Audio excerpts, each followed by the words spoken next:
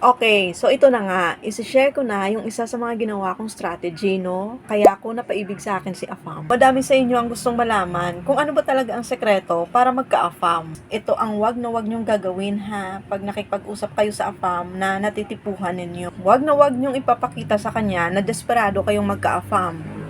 Oo, kasi naaamoy nila 'yan.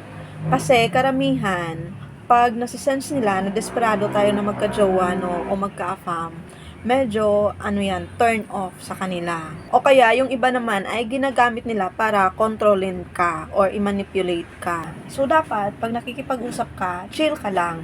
Ipakita mo lang sa kanya na interesado ka sa kanya.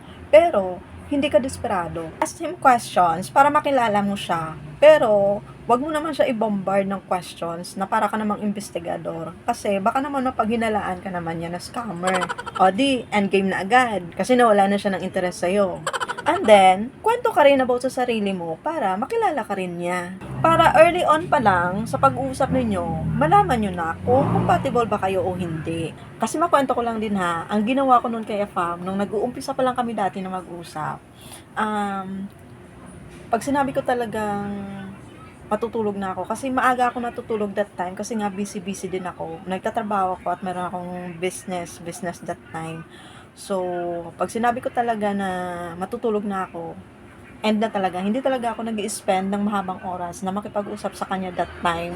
Tapos, hindi ko pa talaga pinapakita talagang interesado ako sa kanya. Parang ano lang, yung nakikipag-usap lang, getting to know lang, gano'n, kinikilala ko lang siya. And yun. So, maaga ako natutulog din that time. So, pag sinabi ko na talagang matutulog na ako, matutulog na ako. Hindi, wala nang extension yung time. So, si Apam naman, that time, ay mamadali din niya siya na mag-send sa akin ng message. Kasi alam niya na pag sinabi ko talagang matutulog na ako, ano na ako agad, sign off na ako nun.